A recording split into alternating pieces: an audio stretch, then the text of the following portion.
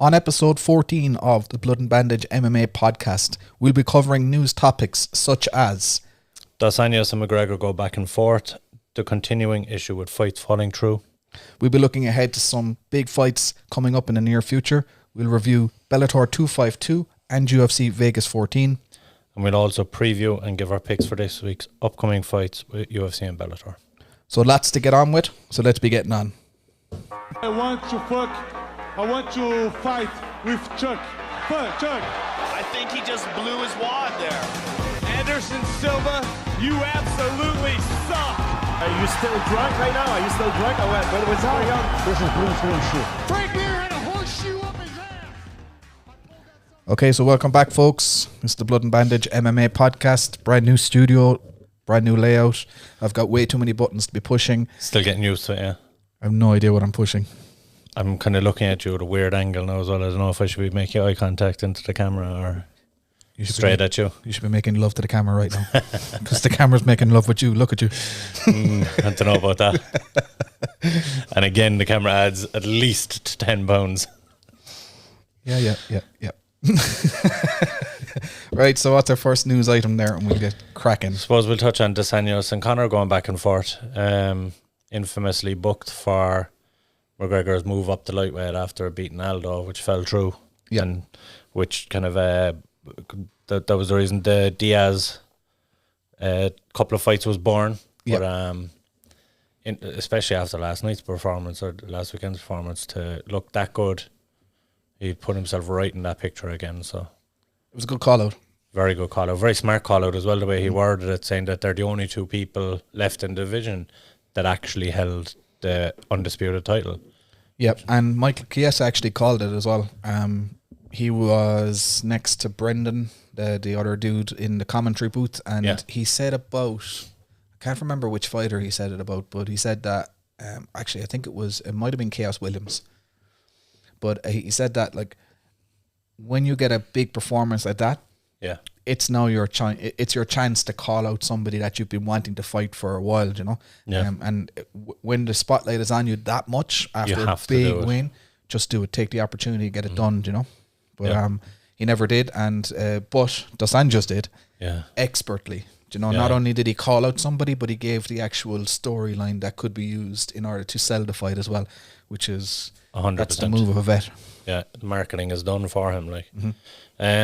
Yeah, and Conor responding, saying that get the Poirier one done first, and it's a huge fight. And if you're going to argue, because there is the argument obviously about there's 4 or 5 guys there in the running for that kind of who should fight for the strap if Khabib is gone. He's put the argument forward that they're the only 2 legitimate title holders, previous title holders from that division. Yeah, which makes it's the strongest argument yet that the 2 of them should fight for the title, especially with him looking so impressive. And Conor, I know, was at 170, but Conor looking so impressive. If Conor goes out and does what he did to Dustin in their previous outing, it's hard to argue against that fight for the title. Well, Dos Anjos now goes in at number 7, right? Yeah. So you still have, we say, isn't Ferguson and Chandler's not ranked, so you don't put him in the title picture there. They're going to, like we've had this discussion, and the fact that he was there as a backup, UFC obviously are going to reward him in some way for that. They're going to give him a big fight. They're going to give him maybe a number 1 contender fight, or if they do some form of Grand Prix, even though they'll never call it that because they won't want to be attached to anything like that, especially because it was so successful for Bellator. It looked like they're copying them. But if they do 2 number 1 contenders fights to square off for the belt, I reckon Chandler is one of their top picks for out of 4. So it's who gets the other 2 slots. And if you make the Conor and Poirier one a kind of a heat to get into that, if you were, that's 1 less contender to worry about. Makhachev is injured, and then you've Ramadan. They're not going to be putting him in a couple of contender fights now, knowing that he's going to be gone for however many months next year. Yep. So you're left with Chandler, Ferguson, Gaethje, and who am I forgetting? I'm definitely forgetting someone. Dan Hooker. Oliveira. Yeah. So I think, like, just touching on what you just said there about, we say, giving, like, bringing Dos Anjos into that title picture. So we spoke about the fact that we say you had the top four. You had Gaethje, Ferguson, Chandler, Poirier, and McGregor, top five, we'll say. Yeah. And then all those guys with like 7-fight win streak, 6-fight win streak, all these guys coming up behind, they don't get a chance. All getting overlooked. Yeah. So if it was the case that we say one of the top four guys had to fight at least one of those lower guys to actually tidy that picture up, then that would make it fair as well as exciting. Yeah. Because then you have like the likes of Oliveira can come in and upset and leapfrog over somebody, you know. But this is my point. In the meantime, someone's like, I know they've said now that Khabib's not retired, and like I said to you, that buys some time. It buys almost 12 months before. If Before he doesn't they have to make a fight, decision, they have to make a decision. But I can see this coming to a head before then, and someone having to fight for the title while all these guys are fighting. Yeah. Someone has to fight for the title, be it an interim strap or be it a vacant strap. Someone's got to fight for it to keep that division moving. And you're going to look at the front runners for that. I do believe that RDA has put himself, even not just the performance, because the performance was stellar and he looked at his best again at 155. I think his post-fight call-out and the way he framed it, I think it does put him in that discussion. It was an expert call-out. It was like, talk about just reinserting yourself like with an exclamation mark. And everyone immediately goes back to that press conference. I think it was the Go Big press conference where Conor first went on the attack with RDA, and it was the red panties night. Yeah. And that was directed directly at Dos Anjos. Directly at Dos Anjos, yeah. And then, of course, it was booked after. So there's unfinished business there, and he knows that. 100%. A lot of people felt like he ducked out the first time, even though he was clearly injured. But it's interesting for him now to get back in there and see how he does at the elite in the 155, because it has the landscape there has changed massively since he was champion. I mean, Eddie Alvarez usurped him. Eddie Alvarez wouldn't hang about in that top 5 or 6 now. No chance. Yeah, it's a different time. Yeah, but I think he has evolved. Like, I mean, like that was a masterful performance. I know like Felder was coming in on short notice, 5 days notice or what have you, but it was a great game plan for somebody like for Dos Anjos, who was training for a completely different stance. He was training for an orthodox wrestler. RDA was, yeah. RDA was, yeah. And then to be thrown in against a southpaw striker. Yeah. So, yeah, I mean, like he just adjusted his game plan, did what he needed to do to win, and looked very sharp. His very sharp. His backhand was very, very sharp. Yeah. That left hand was money the first 2 rounds. So, hold on. RDA was southpaw. No. Felder. Yeah, he was originally training for a southpaw wrestler. Okay. And he got I got it the wrong orthodox striker, yeah. Felder's orthodox. Yeah. So, but by the way, Felder looked phenomenal. I don't care what anyone says. I know he got outclassed, but his striking was on point. Yeah. He looked very, very good. He got kind of outvetted, if you will. I think it was just his timing was slightly off. His timing was very, very slightly off. Yeah. No, it was just, I mean, his sharpness was through the roof. Yeah. You know, his striking sharpness was awesome. And he wasn't gun shy. He wasn't, he didn't, he wasn't like deer in the headlights or anything like that. Like he was in the fight to win it. Like his takedown defense was superb. Yeah. Getting back to his feet, he was superb. His head movement was appalling. That's what I mean by the timing. I think that but he's kind of noted for that. Yeah, I just think that a few more weeks of sparring would have given him even if he had ducked half of those punches, half of those jabs, then he would have been in a totally different position, you know. Yeah. And he tried a couple of spinning attacks as well, and they didn't quite land. Yeah. I think that was a timing issue. Yeah. More than anything else, but I mean, like for a guy who had retired. Yeah. I was still very impressed with his performance. Yeah, hugely impressed. And I scored at 50-45, but I was still very impressed. It's not often you'd lose 5 rounds and still come out. What about that referee or that one judge giving 48-47 to Felder? But it wasn't just that. The judging last night was criminal. Yeah, there was a few very, very dodgy scores. There was a few ones that didn't even mathematically add up. We'll get into it later, but there's a couple on the card, that were very, very strange. Fights falling through. It's kind of, look, it was happening all the last period of time with COVID, but it seems to be the pace has ramped up in it. Like last night was a 9-fight card. There was so many fights fell through. And even looking ahead to this card, there's a couple of short notice replacements that's coming through. Felder was a short notice replacement last weekend. They're doing their best to keep the cards together, but it must be a struggle. Like going into fight week, expecting 1, if not 2 guys to either get pulled because of COVID. There's an abundance of people missing weight. Which I don't know if that's maybe due to the fact that they spent the period in lockdown and first fight in a while. It could be because a lot of gyms are closed, so they can't get access to the saunas. You know, a lot of gyms don't have their shower rooms open yet still. Yeah. And a lot of states in the, I don't know what, is it, I'm not sure which state. So Vegas... Is Vegas in or out of lockdown? I can't remember, but No, they're not in lockdown. Okay. No. Sure, there was one of the MMA reporters was commenting. He went to a casino because he was reporting on some boxing fight. He said the casino floor was full. It's madness. Absolutely stupid. Like the amount of cases over there is just appalling. Bananas. Yeah. It's absolutely bananas. Yeah. Like if you're a European fighter right now, and I feel like Bellator are doing it right. Because what Bellator are doing, they're doing a handful of cards. Well, UFC are doing the same thing. They're doing a handful of cards in America, a handful of cards on Yaz Island, Fight Island. Yeah. And they're mostly European fighters going over to Fight Island and mostly Americans. But Bellator are exclusively doing Americas versus Americas and then Europe versus Europe. Yeah, yeah. I think they need to try and keep it like that because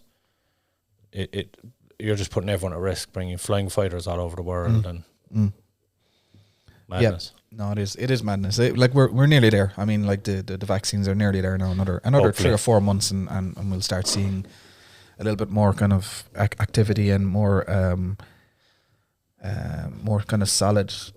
And Pfizer's will be filthy rich. That's true. And BioNTech. Yeah. But just on that, is there's just as many fights falling through for Bellator though as there are for. Oh, massive, yeah. Yeah, so it's not like we're saying that Bellator. I think Bellator kind of more kind of. I suppose Scott Coker is seen to be more kind of like a responsible. I don't know, is that the word? I wouldn't even say that with hesitance. 100% more responsible. Yeah. Dana White is kind of more push the edge on things. And he's even the face-offs where they're taking down their face guards and he's shaking hands with them. Yeah. And then they're testing positive 24 hours later. It's bananas. Yeah. I wouldn't be, I know I'm getting tested the whole time, but personally I wouldn't be going near Dana White if I was a fighter at the moment, because how many guys he shook hands with that have tested positive? He's patient zero the whole time. What the fuck is going on there? He's a carrier.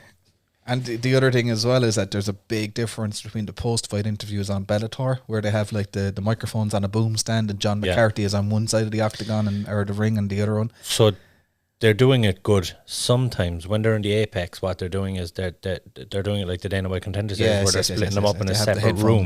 Yeah. So they have that facility there, but when they're going over to Yaz Island, they're doing them in cage, and Joe Rogan being bullheaded is just going in and going, no, I'm going to stand next to them, fuck this shit. Yeah. We've all been tested. Yeah. And look, I get it to a certain extent. Yeah, they have been tested. Yeah. But one of the bigger ones to fall through while we're on it though, Nunes Anderson, it's a huge loss for 256.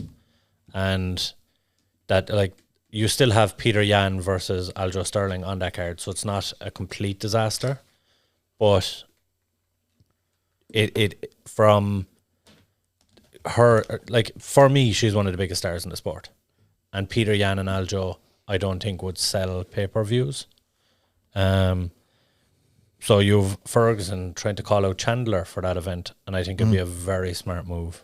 on UFC's part. Good call out, yeah. And like we were talking about, it's getting another contender possibly removed from that picture in a short space of time. Does a bit of housekeeping. 100%. It really needs housekeeping at the moment. And you were saying you liked that one for Ferguson or for Chandler. For Chandler, I think. Yeah, I think Ferguson's going to be a different fighter when he comes back after the beating he took at the hands of Gaethje. That is very true. Very, very true. And especially with Chandler being known for power punching, you're going to be very, very trigger shy against someone like that. And I know you said that he gets Ferguson, hit, and he gets hit, but his grappling is so strong that he doesn't really worry about being taken down. I think Chandler's ground and pound is vicious, a bit more vicious than most that he's been up against. The fight I would liken this to is a man who fought as well during the week is Patricio Pitbull versus Chandler. Whereas Pitbull is just that bit slicker on the feet, in and out, and that bit slicker on the mat when it comes to jiu-jitsu. Obviously, Chandler's wrestling is better, but Pitbull got it done, and that's kind of what I'd be basing my theory on. The Ferguson in the same ilk. Obviously, the wrestling advantage would still be towards Chandler, but I just think he edges him on the feet and on the mat once it goes there. I don't know, I was watching back the Pitbull stoppage bit soon. Bit early, yeah. Bit early, I think. I don't think that's a fair representation of the Chandler. of Chandler. Yeah, it is and it isn't. It's not the first time he's been stopped either.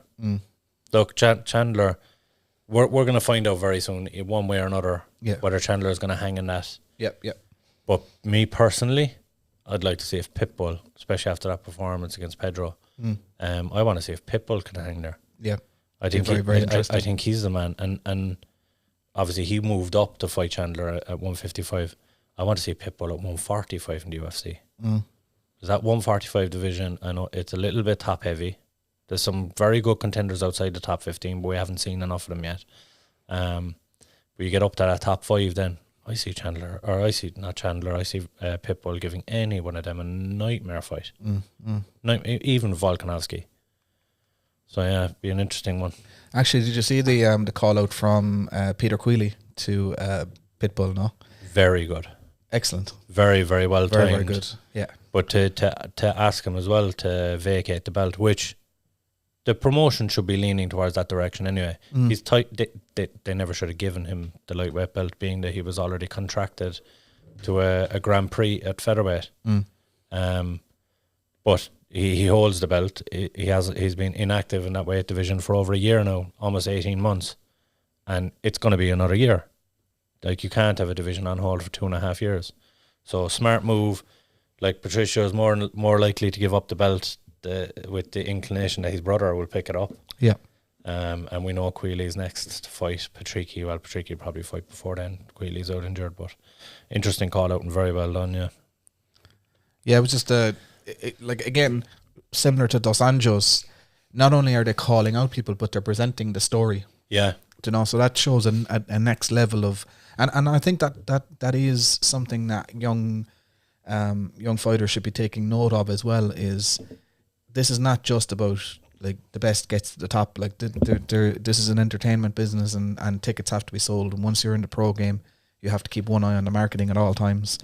And just like anything else, like if you present somebody with the tools with which to market your product, and your product being you, right? So you're Peter Queally, and you say, right, this is SBG versus Team Pitbull, or Team. He's not building the narrative; he's continuing on the narrative. Yeah, and he presents a long-term story, right? If I win, we're 1-1, and then we have the next fight is the big one, Yeah. So I mean, like very, very smart, excellent call up by Peter Queally.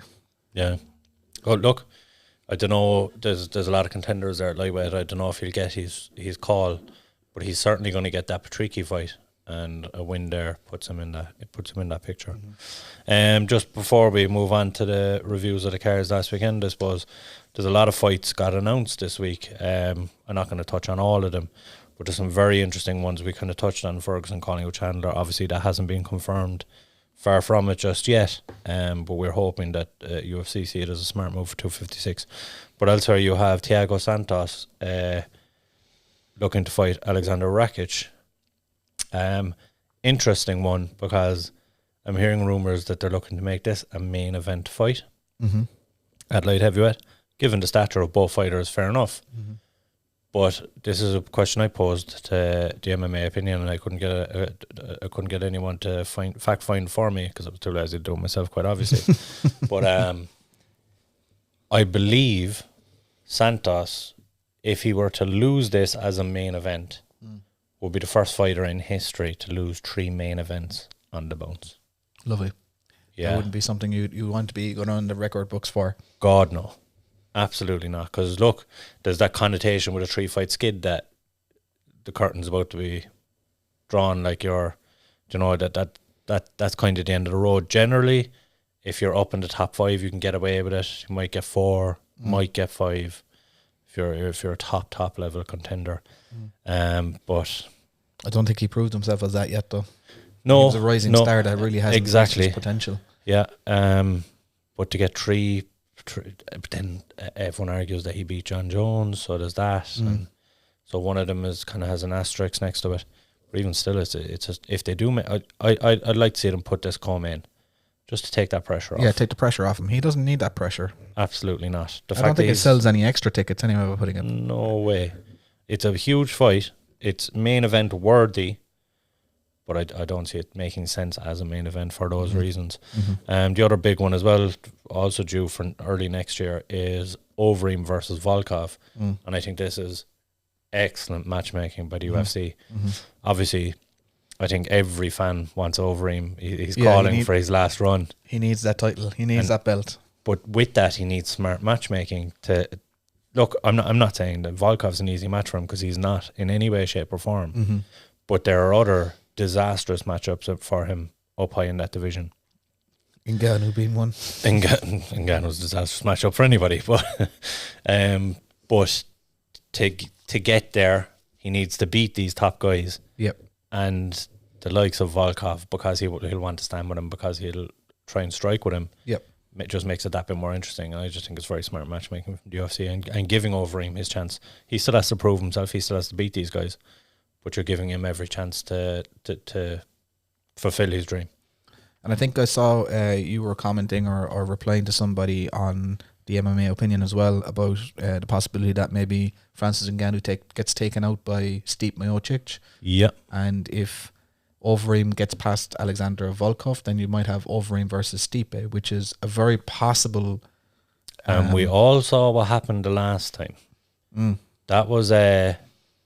Are you talking about Stipe and Ngannou, is it? Stipe Overeem. Stipe Overeem. Overeem had him almost out cold in the I believe it was the first round, maybe early second round, but I think it was the first round. And Overeem was so close to finishing that fight. Oh, hang on. Is this the fight where Overeem was explaining to Joe Rogan how he felt the tap? Or was that a different fight? I remember I'm conflating 2 different fights now at this stage, I think. But it very possibly could have been, because he almost KO'd him ground and pound, and then he might have went for the submission after that, and he felt like the tap. Yeah, I think it might have been that fight. But either way, he almost had him out from strikes early on. So there's a story there, like 100%. And Stipe went on, and the way Stipe is, he came back in the second round and looked like he was after walking out, making his walkout. He looked fresh, ready to go, and he kind of took over the fight from there. But like, Stipe is a better matchup for him than Ngannou would be. Put it that way. So look, there's a possibility there over him. I still don't see him becoming champion, but you have Curtis Blades and Derek Lewis then mixing it up on the other side of the bracket as well. And they're going to be next up. The winner of that has to be next up. And where does John Jones fit into this? Are we just going to put John Jones and Ngannou together? Just get that out of the way. But Ngannou is fighting Miocic now.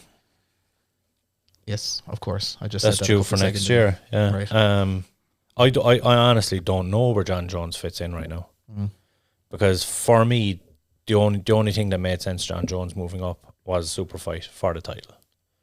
Now you have the top 4 guys all matched up. He's sitting idle. Could be sitting out for 6 to 8 months.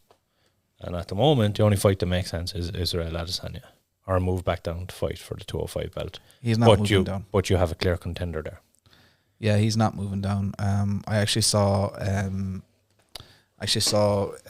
interview with Misha Tate and she was talking about Izzy as accusing Jones of running away from him.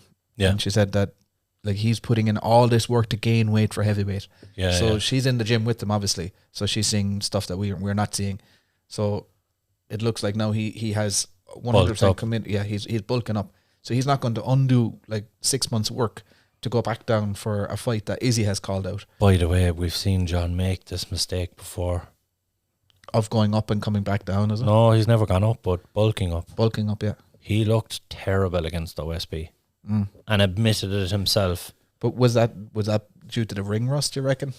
No, or he looked so slow. Remember, he went on that bodybuilding phase and looked terrible. But he looked slow. He looked cumbersome. But that was at the time it was because he was thinking of going to heavyweight at that point in time, wasn't it? Yeah. I hate that move for John Jones. I think John Jones at his walk around weight is trouble for anyone at heavyweight.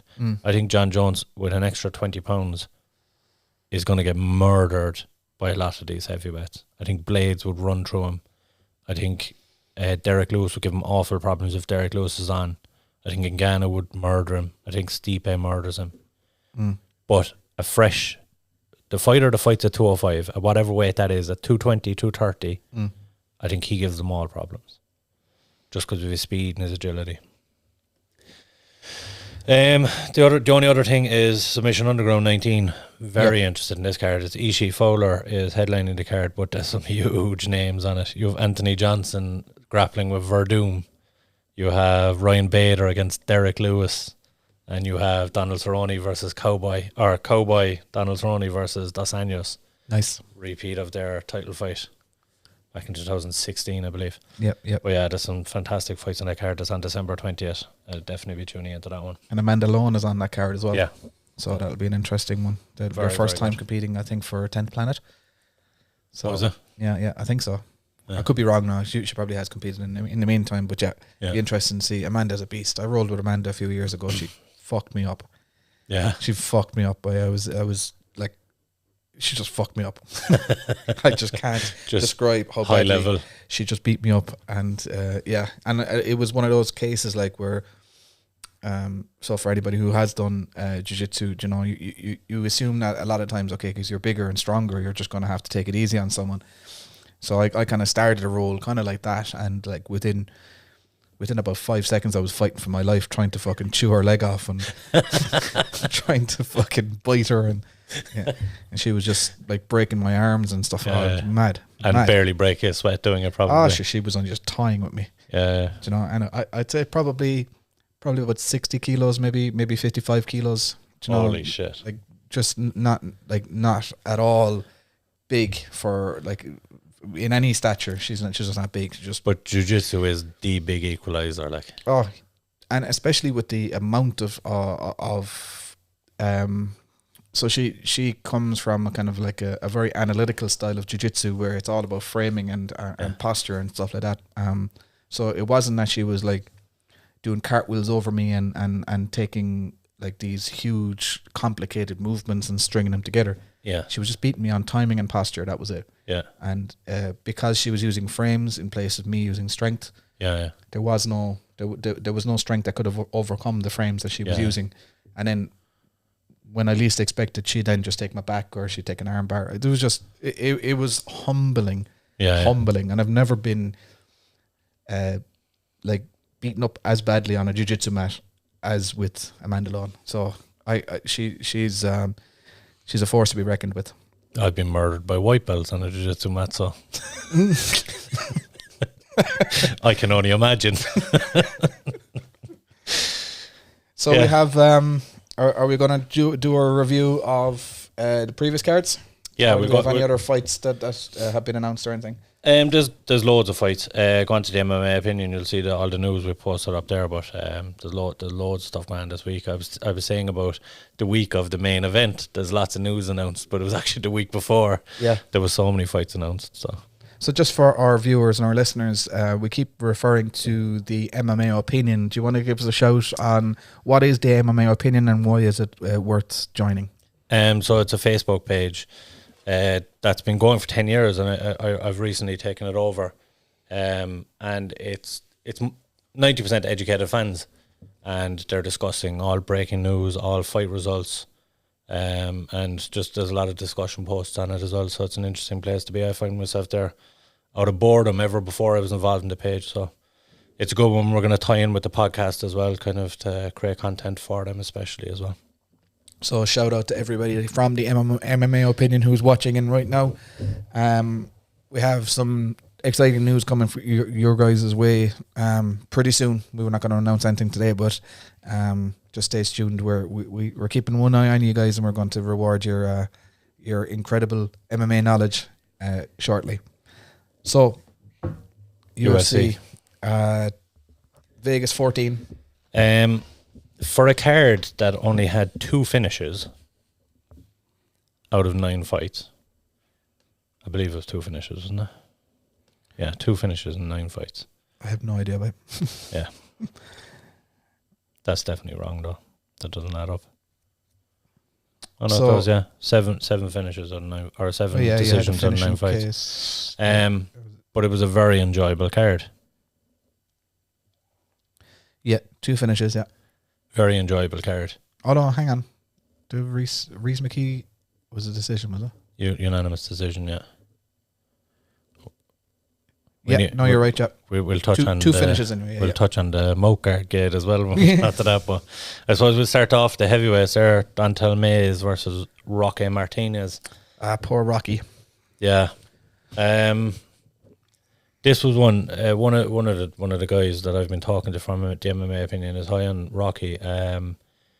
Basically coming from the Ryzen background, he follow a lot of the Ryzen. He was saying he was a big deal over there, and like you mentioned before, that he's fought Mirko Krokop and Jerome Lebonaire, yeah. He's had a tough run of it down the UFC, and when I posted the picture on Facebook, someone immediately commented underneath going, "Those 2 guys aren't in the same weight class. Fuck off." I know, yeah. I mean, 8-inch height advantage, 9-inch reach advantage. That's tough to overcome. Like, I know you can be a brawler and get inside, but 9 inches is an incredible difference to overcome in a fight. Especially Dontel Mays. Now, he's not the best in the world at using his reach, but he's smart when he needs to be with it. So yeah, I don't know if Rocky will get another fight, but he's had a tough run. Yeah, I wasn't too impressed with Dontel Mays. I mean, it was basically attributes that won the fight for him. Yeah. It wasn't. I think there was a couple of times where Roque Martinez could have landed a big overhand. It was only just that reach, as you say, was big. The commentary team were talking about Dontel making vast improvements in his strength and conditioning. He must have been very poor before that. That's exactly what I was thinking. Because he came in, he sat down the stool in between the 2nd and 3rd round, and he was huffing. Huffing. A lot of muscle mass on that frame as well. Yeah. Big boy, yeah. Taking a lot of, one of the Irish coaches, Dino Wade, always talks about, anytime they come into the cage and they're looking across the cage and their opponent is like a muscly. Big muscle freak or whatever it is, they're like, that's grand. He's going to gas out there now shortly, and we'll just take that win, Yeah. And that looked to me like that could have easily happened with Dontel. Now, it didn't happen in the end. Maybe that's what they were impressed about, that he actually did make it to the end of the 3 rounds. But for Roque Martinez, he wasn't going to get tired. No. He was going to keep on swinging as he was, The other side of that is, they were making out as if Dontel was pushing the pace for 15 minutes. I mean, he wasn't really. He was using his reach to kind of avoid a lot of exchanges, and like you say, I wasn't overly impressed with his gas tank. But look, he made it through the 15. He clearly got a victory in it. But I don't know where he goes from there. He's another guy from Dana White's Contender Series that he's 1-1 now in 2020, and there's nothing but tough fights out of him. Yeah, I suppose he's just so early on in his run now at this stage that it's just like a case of outside the top 15, let him have 3 or 4 more fights, and then we'll see where he's at.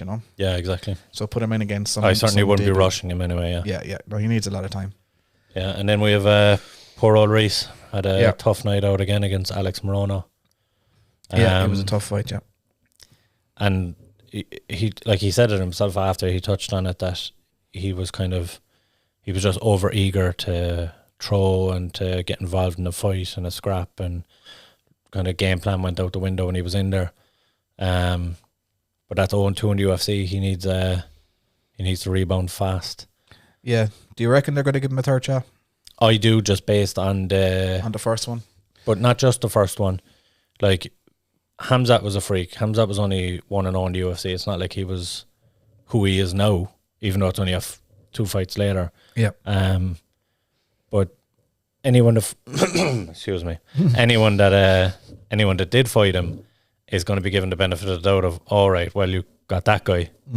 And similarly then, to get your second match against a seasoned vet in the UFC, that's 11 fights now in the UFC. And I know he had a tough run at the start of the year. He got knocked out stiff by Chaos Williams, who fought later in the card. But I see them giving him another one. But as I said to you, he'll be outside the top 10 now this time. But there's 100 fighters in that division. He's 0-2. Yeah. He's right down the bottom. Yeah. He's a long road to go to get anywhere near a contender fight. And he was talking about hopefully getting in that picture next year. Look, I hope he bounces back well. But it was tough to watch. Now, with the Moatgate incident, you kind of saw the real Reese. Yeah. I've just found it very interesting. There was a couple of moments when they were talking, and he was, saying, "Oh, I've another mouth guard in my bag," just to like, go head away to the bag there. Like he was fighting in a GA hall. But as well, no pressure on him. Like he doesn't suffer pressure really, does he? Not at all. And the other two things I noticed, he looked across at Morono at one stage and smiled and kind of went, look, what can you do? Yeah. And for a guy that's getting beaten up for 12 minutes, I thought it was quite interesting. He did also look up at the screens and kind of turn to see the damage on his face, and you could see kind of like rolling his eyes. Yeah. Knowing at that point that he was pretty much beat, barring a finish going down the straight. I think he must have known that anyway, but he obviously didn't see the damage on his face until then. It was just interesting to see that in his reaction, and to still be so level about it. He didn't come out defeated after it. He came out and tried to finish the fight. Yeah. And kept his composure the whole way through that 3-minute break. Look, we've seen Reese, and maybe a lot of the UFC fans haven't, and we've seen what he's capable of. Yeah. The skills are there, and he even said it himself after the first round about jitters. So hopefully that's it, and hopefully they're gone out of the system now. And I think maybe this next one being outside the top 10, the pressure would be a little bit off. I mean, he's still only 25. Like when you think about it, like that's younger than McGregor went in. He still has a long career ahead of him. Yeah. But 0-3 in the UFC is kind of that's very tough. hard to come back from. Yeah. I don't think there is coming back from that. So I hope, for his sake, he gets someone that's a suitable matchup and that he can display his own skills. But Morono did what he was supposed to do and looked impressive doing it. Very impressive. So I didn't see the next one, Tony Gravely and Geraldo de Freitas. I tuned in a little bit late for that one. Yeah, poor enough fight. Gravely just continued with takedowns. De Freitas, he kind of looked a bit out of his depth on the ground. It just wasn't a very impressive fight. And I've been raving for how long about every 135-pound fight, and I haven't seen a bad one. This was it. Yeah.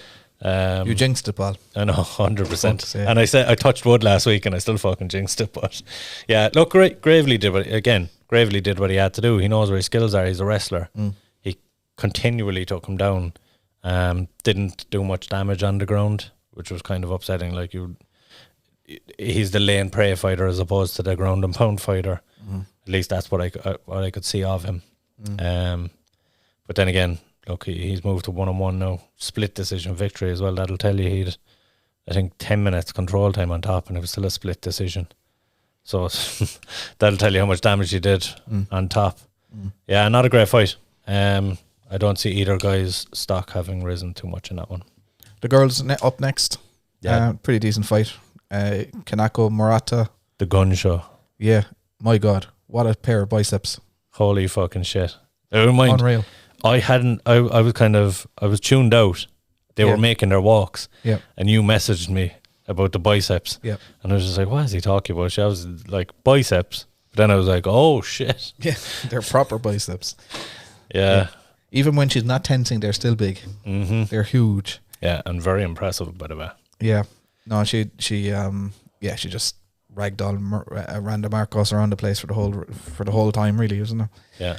Here's a tricky one for you. So Marcos joined Angela Hill as the most fights in strawweight history in the UFC, which is on a 3-fight skid now. What do you do with Marcos? So where's she ranked at the moment? She's not ranked. She wasn't ranked going into this either. Yeah. Like she's been there long enough that she's got a win over Ashley Oder. Yeah. Do you know, so Ashley Oder's stock is on the way up. It's a tough one. Like for a matchmaker, who do you put her in there against? Her style of fighting, that she's just dogged. She's so tough. She's too tough for her own good. But on a 3-fight skid now, what do you reckon they'll cut her? See, this is it. I don't know, because she's been there from the inception of that division. Yeah. And she's been so tough. She's taken any fight. Yeah, she's a company girl. Been a company girl. Yeah. But again, it's not like that they have. It's not like that division is stacked deep either. Yeah. Like they have a good few prospects in there now, because like there was 4 fighting on this card. Mm-hmm. But yeah, I don't know what they would do with her. Maybe give her some time off anyway. That'd be the first thing. Yeah. But I can't see a fight there that's suitable for her at the moment. Yeah. I think move to Invicta. There's more appropriate fights there. Yeah. She's 10-10 now. And like what Angela Hill did, Angela Hill moved back to Invicta and came back to the UFC much improved. Yeah. I think something along those lines. But developmental phase. Yeah, it's hard to cut a girl like that just after matching a record. You know, she's always in the fight, but never winning the fight. She has big wins, she has some decent wins, but it more often than not, she's kind of... It might be an idea as well just to see how Murata does in her next fight, because, you know, we could be doing her a massive disservice. She could have actually put up a really good fight against the next champion. As well. Do you know, because Murata was I didn't really see a gap in her game. Really, she had good striking, very impressive, great wrestling, by the way, 100%. And chaining it all together as well. You know, not just. There's a lot of people as well with a judo background are reliant heavily on the clinch game, whereas she seemed just as adept going for a double leg or a single leg as she did. Yeah, trips from the clinch. Yeah. She had many tricks in her arsenal. So. Yeah, she was very impressive. Yeah, another girl that's have to come over from Rising. Onto the main card, you had Kay Hansen versus Corey McKenna back at 115 again. Who did you give this decision to? I had it Kay Hansen. Yeah, same. But razor close though. Yeah, very close. It's certainly not a robbery. Yeah, but more or less 90% of the people that I talked to. Well, it was down to the damage, and this comes down to the actual rule set of officiating as well. Yeah. You're not supposed to even count positional control unless there's a difference in danger and damage. Yeah. They're first on the board for counting. Yeah. You don't even go to positional control if there's unless there's not obvious damage and So.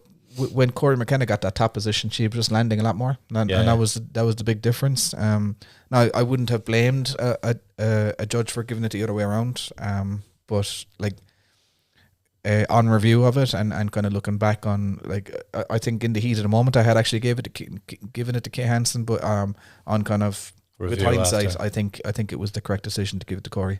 Yeah, either way. By the way, two great. Two prospects. Tough girls at 115. Yeah. Now there's been a few female fights over the last couple of weeks where we kind of looked at them, I looked at them and said, right, do you know what, they're just not going to be contenders. Yeah, and just leave them out, you know. But Corey McKenna, Kay Hansen, I can see both of them definitely rematching within the next 2 years, and one of them heading towards a title at some point. Yeah, definitely. Strawweight, so they'll be up against, who are they up against? They're up against the two Chinese girls, Zhang Weili and that new girl that Wan Zhan. That one. Or Xuan Yan. Either or. Yeah. And not just them, there's a few other names to mention around there. Joanna and Jacek, Rose Namajunas. Yeah. But, you know, as two 21-year-olds, they've got like so much time to improve. My fear, though, that's become a stacked division. My fear is that they rush either or one of these girls up the ladder a little bit too quick, like they did with someone later in the card, Ashley Yoder, I feel. Yeah. I just like Corey got the win, so I'd like her to get another couple of wins before she goes up and takes on anyone in that top 10. Next up, you had Brendan Allen against the comeback story of the year for me. Yeah, 100%. Sean Strickland. Massive comeback, yeah. Like, took a fight 2 weeks ago on relatively short notice. Yeah. Looked phenomenal.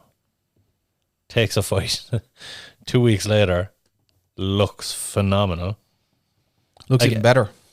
Yeah, against a streaking contender as well. Yeah. Yeah, Brendan Allen's, like I was looking at some of his fights before coming into this, and I was like, no, this is not going to be Sean Strickland's nights. I thought the exact same. I felt that Strickland's head movement is a big problem. He kind of doesn't move the head off the center line, and as he's moving backwards, he keeps his chin up very, very high. Yeah. So technically, he should have been knocked out. But somehow he managed to like it was just an accumulation. It was volume of the straight shots that eventually just wore down Brendan Allen, and he was very smart as well, because they were very light strikes. They were just doing like the damage. His face was reddening, but they weren't doing much real damage. But they weren't killing his cardio either. Yeah, but he switched it up right at the end. So it was touch, and he continued that momentum the whole way through the fight.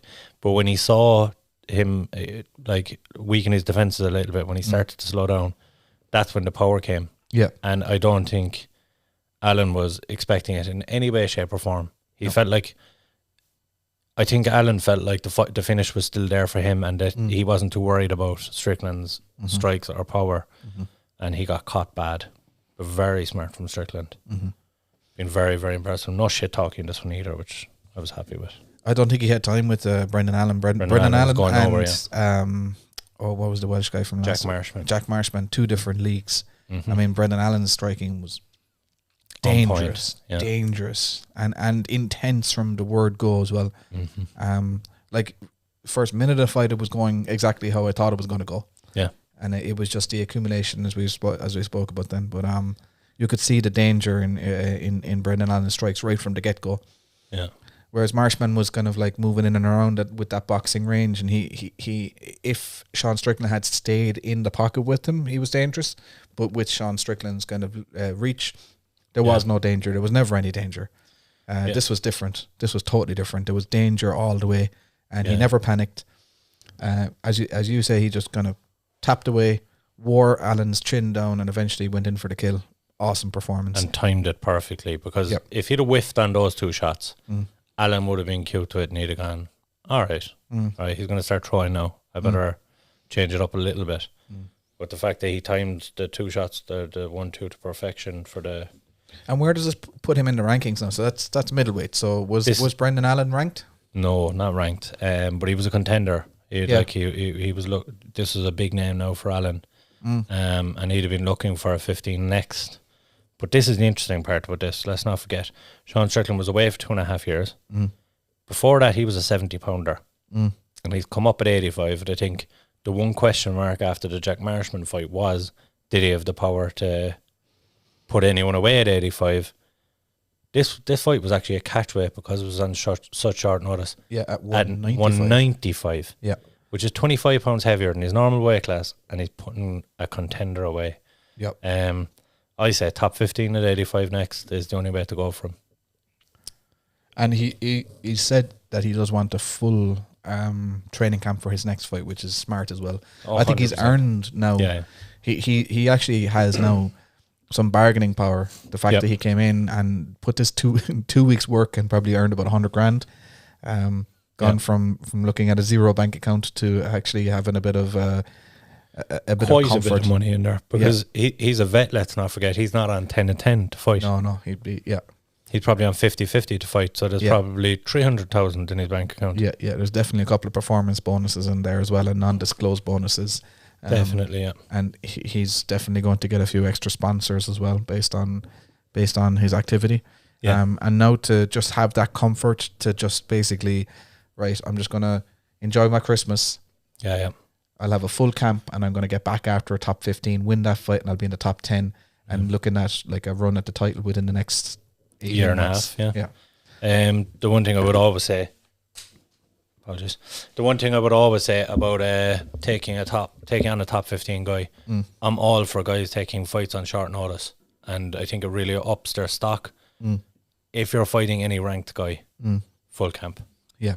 You've got to be a lunatic to be getting in there against any ranked guy with no notice. Like Paul Felder. But you're going to have a tough night no matter what. Yeah. Especially if those guys are in camp. Yep. So Ashley Yoder, you alluded to her a little bit earlier as being somebody that the UFC may have pushed a bit too soon. Yeah, but looked impressive in this one against Miranda Granger, another contender. Two absolute honeys, by the way. Have to say it. Oh my God. I think it's getting to the point where it's a bit creepy now. Like, I'm turning 40 next year. Like, I don't can't be give a talking about these shit. 21-year-olds at all. I don't give a shit. Honeys. Yeah, I thought... Call me creepy all you want. So Miranda, obviously, from a Taekwondo background, I felt her like, you know, she didn't look like a Taekwondo fighter with her kicking style. So I'm wondering how credible is that Taekwondo background in the first place. But definitely tough as nails. The two girls are tough. Her hands look better than her kicks. Yeah. No, she just got outpointed. Clearly outpointed. I think Yoder looked phenomenal. Yeah, that, like you say about the Corey McKenna Kay Hansen fight before, there's a lot of contenders at 15. Yeah.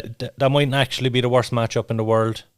The two winners there, face off timing wise, it's perfect. Yeah. I don't think either of them should be in a massive rush to be taking on anyone in the top 10. Yeah. Not next year, maybe the year after. Young girls as well. Yeah. You just want another honey fight, that's all you want. Let's be fair, Corey, look, she's a good looking girl, but she's not Ashley Yoder. Ashley Yoder's an absolute honey. I say run back Yoder versus Granger. Just every week. Yeah. We just wearing different outfits. Yeah. Right, before we get in trouble now for this one. Chaos Williams and Razak Al-Hassan. Chaos Williams, holy fucking shit, by the way. Yeah. Vicious. Look, I know it was a vicious knockout, and I know it was very, very impressive, but that could have just as easily been Al-Hassan. I think it was whoever threw the first punch was going to knock the other one out. I don't think this, like, I put this in the same league as Francis Ngannou and Rosenstrike. It's just whoever landed the first one was going to knock the other one out, and it was always going to be violent. It was always going to be unbelievably violent. Yes, in theory, but I rewatched his first fight during the week, and this guy was a Faraz Sahabi said about McGregor, the touch of death in his left hand. This guy has the touch of death in both hands. He comes forward. Are we talking about Chaos now? Is it Chaos? Yeah. Yeah. He comes forward, throws punches, doesn't care about getting hit, and if he touches you, you are going. These are, by the way, these aren't TKOs either. These are vicious, putting a man stiff. 2 fights in a row in the first round. So I have but for this particular knockout, I think just like I don't know who it was last week's card, but the major part of this knockout was Al-Hassan hitting his head off the floor, and bounced his skull off the floor, and then he got another right hand afterwards as well. So I think the KO, or the severity of the KO, was as much to do with falling over as it was to do with the initial punch. But he was definitely out. Oh, he was out. Like that's why he hit his head, because he was out. His leg folded. It was I suppose I take these with a pinch of salt. I've seen so many we say knockouts now on the IMAF circuit as well. You know, that would be similar. And then, you know, like really, if you could pull that knockout after like 2 rounds or in the third round, you mean. But like for it to be the first exchange, to me this is exactly the same as Ngannou and Rosenstruck. And do you believe we haven't seen enough of Chaos yet? I don't think. Yes, no, I don't think so. No, I'm not hugely familiar with them. Like when we went to do our picks last week, it was just basically a toss the coin between the two of them, because I felt it was just going to be one of those whoever hits the other one first kind of thing. Yeah. So, but you've watched back a couple of his fights now. Yeah. Like, this is the thing. If he touches you, you're going to sleep. And he's especially at 70 pounds, 170 pounds, he's one of those freaks that just has power that nobody else can understand. Like McGregor had at 45 and 55. Yeah. It's one of those things you can't explain what it is. Yep. But if he connects, and it doesn't have to be the perfect shot either. Yep. But if he touches you, you're absolute lights out. But we've had fighters like that in the past. So we've had Francis Ngannou, who then got mauled by Stipe. A smarter fighter. Johnny Hendricks was doing that to people. Do you remember when he knocked out, I don't know who he knocked out, I think it was Josh Koscheck when he knocked him out, and Josh Koscheck just slid across the cage, you know, and then he got schooled, you know. I think people with the touch of death do get found out at some point, you know. Everyone in MMA gets found out, more or less. Yeah. With the exception of probably Khabib. But it's going to get him a long way in the UFC. Oh, and it's definitely going to get him a lot of fans, and he's going to make a lot of money. Do you know who I'd love to see him fight next? Because the timing is good. Mike Perry is fighting next weekend. Yeah. That's a phenomenal fight. But hang on, these guys are middleweights, aren't they? No, 170 pounds. Okay. Right, well, I know what website I'm looking at. But yeah, 170, yeah, you're right, yeah. Chaos Williams versus Mike Perry. Oof. I'm sure Mike Perry's just going to end up with a twisted nose again, like. Yeah, so? Might stop him punching old men in restaurants. That's true. And whatever other business he's been accused of, allegedly. And we come back to allegedly. Yeah. We should get a little graphic. Oh, 100%. Or one of the buttons there, just allegedly, for almost everything we say. But yeah, that'd be a good matchup considering the timing. I'd like to see that one. Win or lose for Perry either, by the way. Because he's obviously much further ahead. I suppose win, he's probably looking to go up. Maybe a loss for Perry against Means. And Chaos. Or even Means. Whoever loses that fight would be a great fight for Chaos. So this puts Al Hassan now on a 2-fight streak. Or 2-fight skid, sorry. Nico Price beat him, or he has a win against Nico Price, which is a big win. Yeah. And since then has lost to Lazaez and Chaos. Yeah. And like it actually is come full circle, because literally what happened to him this weekend is exactly what he did to Charlie Ward in Belfast a couple of years ago as well. So yeah. And I think that was the fight. Was that the last Charlie Ward's last fight in? It was indeed. Yeah. So cut you know, that one. So unfortunately, Al Hassan is back to the wall now. 100% on the chopping block, but those guys that have that KO power, they'll tend, like guys that have fought legit contenders, whatever, they tend to be given the benefit of the doubt a little bit more, just because they're exciting fighters. They want to keep them about. Yeah, so who do we put him against now? Do we put him against Brendan Allen? No, they're middleweights. Yeah, I was just going to say that's a fucking nightmare matchup anyway. Someone like a Reese McKee or an Alex Morono. Ouch. I wouldn't like to see that for Reese. For Reese. I don't know. And you see there now, I think that wouldn't be the worst matchup in the world. If Reese fights the fight he's capable of, yeah, he could make this guy look fairly poor with just slicker striking. Let's be fair, Alassane striking is based on throwing heavy looping shots. I think the reason McKee got touched up by Morono is because Morono played a very clever boxing game with him with straight punches and wasn't. No, there was a lot of hooks thrown in, and that overhand right landed copious times, but he set them up with straight punches, and McKee kind of got lost by it. Yeah, I was just a little bit concerned that McKee was being hit with a jab against a fighter that he clearly had a massive reach advantage over. Yeah, that kind of worries me. And when you have a power puncher then like Al Hassan, like one of those jabs or one of those hooks just landing, could be in trouble. It's lights out, you know. Yeah. But I mean, yeah, as you said, like both lads have their back to the wall now. So yeah, it seems it's a sensible fight fight to make for UFC. Yeah, there you go. So Joe Silva is going to get the chopping block next, and Paul O'D is going to be hired. Right, main event. We kind of already spoke about the main event. Is there anything else that we need to talk about on the main event? Paul Felder, Rockstar. An interesting one for you. Where do you go, Paul Felder next?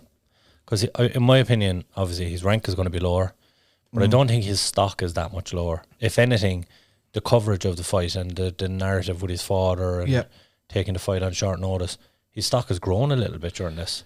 Yeah, so he's like he was at 7 going into this fight. I don't see him maybe dropping one space, 8 or 9. Yeah. Yeah, so he's still top 10. Yeah. Like he's beaten Barboza and James Vick. Mm-hmm. Dan Hooker got that split decision win over him. So you know that was a competitive fight from back. He could run that back. Yeah, that would be one way of doing it. Although Dan Hooker is, Dan Hooker has a loss to Dustin Poirier. So that might be the way to go. The new improved Paul Felder now, the lighter framed Paul Felder with a triathlete body, taking on a Dan Hooker might be a different fight. Mike Perry is still floating around there. No. Look, Oliveira. Oh, Oliveira's a tough one. And Oliveira's kind of streaky as well, so I can't see him going back at all. Yeah. He's realistically, it's going to be someone Kevin Lee lower than him, or the Hooker one is the only one that makes sense because there's a built-in narrative there already. Yeah, Kevin Lee wouldn't be a bad show, but so he's fighting at 70 at the moment. I don't know if he plans on coming back down. Okay, yeah. Where we got? So I'm just looking at the rankings for lightweight. Where we got lightweights. So Paul Felder was at 7 before this particular fight. So we have Oliveira is above him, Dan Hooker is above him, McGregor, Tony Ferguson, Poirier, Gaethje, Khabib. So below him you have Ali Quinta. That wouldn't be a bad fight. No, that would be a good matchmaking considering Ali Quinta has been out a while since the loss to Khabib. Or maybe give him Islam Makhachev. Again, I hate that matchup for him. Yeah.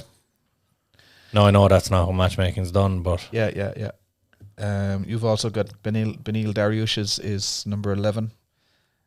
Drew Dober, Donald Cerrone. Donald Cerrone be a good fight again. Yeah, they've already fought him, yeah. Be a good one now. Although that's at lightweight, is Donald Cerrone coming back down to lightweight? I suppose he that's the other side. You don't know which Cerrone, whether it's 55 or 70. He said he's going to bounce between the two now.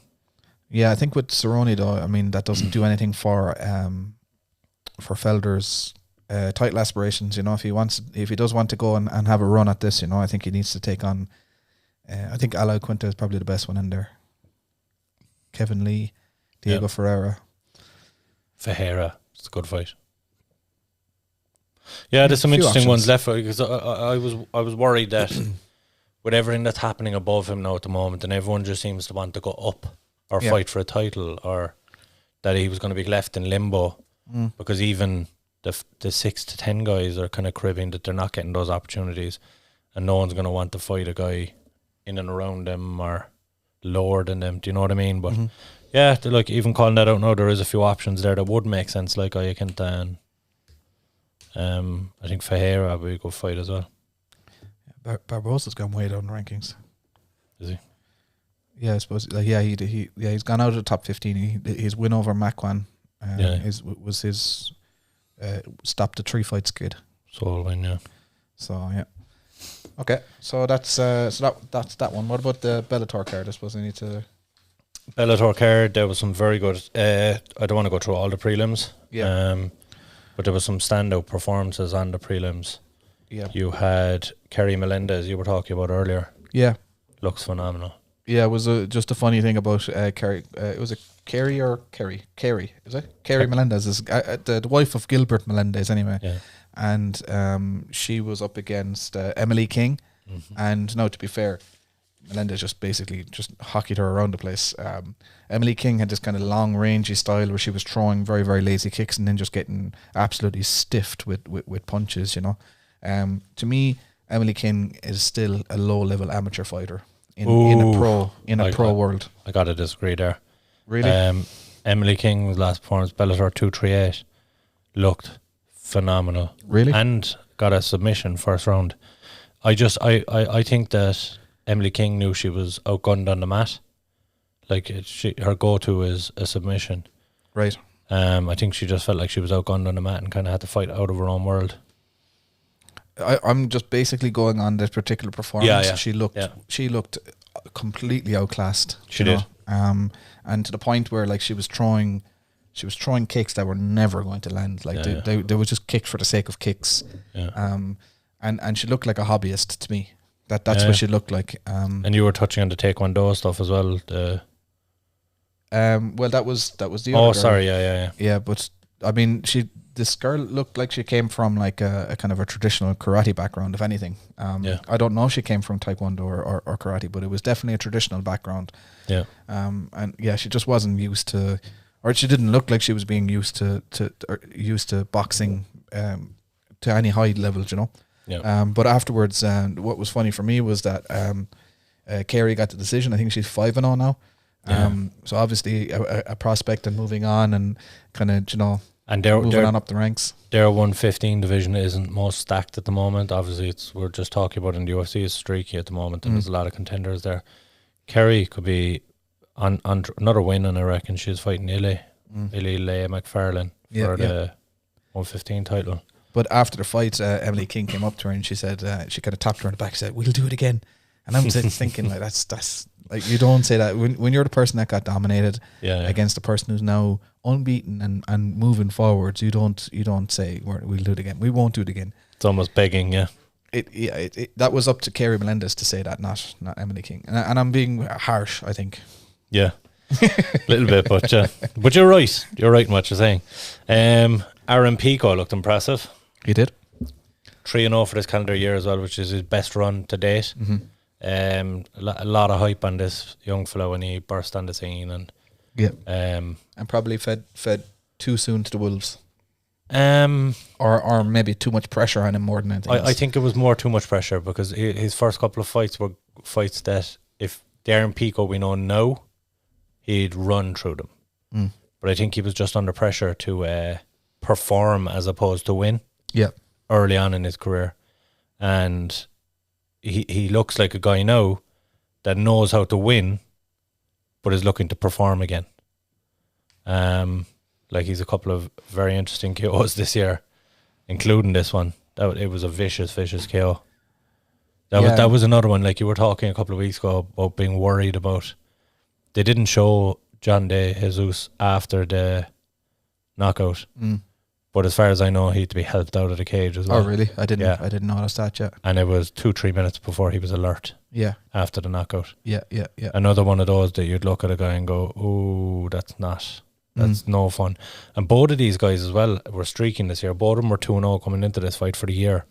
So the Jesus was by no means an easy out for Pico, and it was actually quite a competitive fight, an interesting fight up until the knockout. So. Yeah. I can see Pico hanging in there now in those kind of rankings, those top 10, and actually competing up there now. He looks like the package we believe he was. Yeah. He's got that confidence. He's training out in Albuquerque now, isn't he? Yeah. So Jackson Wink. Yeah. So he's surrounded by champions as well. So that'll kind of help his self-confidence as well. Interesting to notice that they spotted the particular combination in response to a call out from De Jesus' corner. So I missed that now. So I can't remember which particular coach Pico was referring to, but he said that his striking coach, his padman basically, had watched a lot of tape. They had sat down and watched a lot of tape together, and they noticed that De Jesus's corner would call for the 1-4, which is a left jab, right uppercut. Yeah. In their particular system. Now that numbers could mean different in any one gym, but they spotted it that it was they were calling for a right uppercut.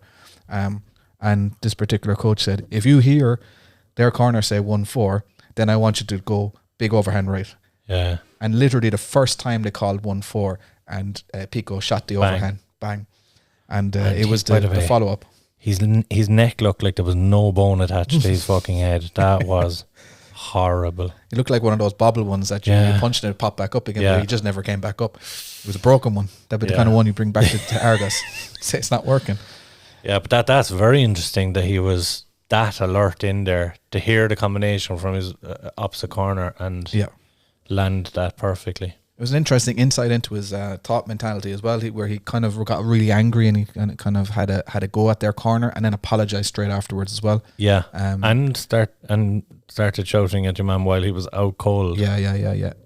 Very, very amped up. Yeah, and I think for him as well, this was kind of it was a big fight back on undercards when he started his career on main cards. Yeah. Fighting another contender. Both guys were being tipped for big things, and I think he felt like this win was the one that got him back to the big show, if you will, and put him on a 3-fight win streak now for the year. Yep, look good. So it's an interesting name now for the featherweight division going forwards. 100%. Yeah. Staying on the featherweight division, we had the rematch of Emmanuel Sanchez and Daniel Weichel. How good did Sanchez look? Unreal. Phenomenal, and Weichel is legit tough. But that's from what I've seen of Sanchez. Don't get me wrong, I haven't seen his full catalogue of fights, but I've seen quite a few of them. That's streets the best performance I've seen of him. Well, their first one was a split decision as well, and Sanchez believes he won that fight. Yeah. Now this was by no means a split. This was a unanimous 50-44 decision. So that at least one round was a 10-8. In fact, it was the second round was a 10-8. That was the round where Sanchez landed the liver shot.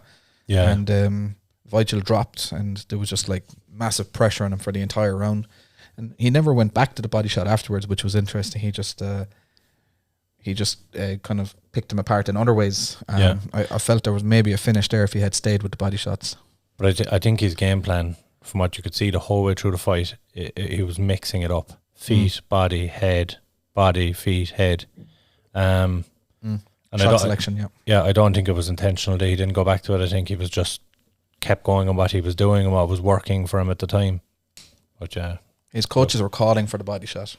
Were they? Oh, they were calling for it the whole time. And I can remember them shouting that he was hurt. Yeah. I always miss these things when I'm watching a fight. I'm too focused on the fight to be listening. Everyone always tells me that they could hear stuff from the corner. I'm like, I couldn't hear shit. That's what I'm hyper focused on all the time is the corner. Yeah. Because it's just because I want to learn coaching, something from it, from my own experience going forward. But Emmanuel Sanchez, where does that put him in the rankings now? Or do you know? It was a 5. So that was the Grand Prix. Oh, so he's up against Patricio next. Yeah, it was interesting that was a 5-round fight and like it had to be. Yeah, and absolutely had to be. So all of the Grand Prix fights from here on in now are 5-round fights, just to make it for as long as Patricio is involved. I presume they'll be 5-round fights. Yeah. Because champion has to fight 5 rounds. But even let's say Sanchez beats whoever, he takes the title, so the title is going to be in it for the rest of the Grand Prix. Yeah. Like that's true. Yeah, it was quarterfinals on. It was going to be 5 rounds. And I didn't realize that until the fight started. But it makes perfect sense. And I'm just delighted we got to see 5 rounds of that fight because Sanchez looked absolutely phenomenal. Yep. And I think the worry was that he might tire, and we get to see what Weichel was capable of later on, but he never let up. Absolutely never let up. And by the way, he's going to give Pitbull a tough fight in the next one. I hope they book that before the summer because obviously with the lockdown and everything that's been going on, this has been drawn out much longer already than they anticipated. Yeah. I'd like to see it March, April. Trying to get this thing wrapped up, but looking forward and to have a finale in maybe August or something. Yeah, that'd be cool. And do you know anything about Pitbull's contract? How many fights into his contract he is, or where he's at with his contract? I don't, to be honest. That would be interesting to know now, and especially where Chandler is in the UFC as well. As far as I know, though, they have a matching clause in a lot of their contracts, and I imagine Pitbull's one of them because he's one of the poster boys of the. Yeah, but that would be standard anyway. That's nearly in every every fight contract. They have 12 months to match him. But what he could do is he could we say go on a run now, finish out the Grand Prix, finish out his contract, and then just take a year off. Yeah, and then he'd be free to go wherever he wants. Or he could get an offer from the UFC, but Bellator could try and match it and fail.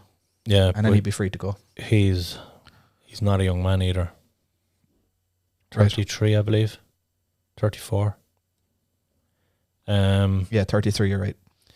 Yeah, which it's not over the hill in MMA, but like he's holding 2 belts there. He's had to beaten the bantamweight champion. Yeah.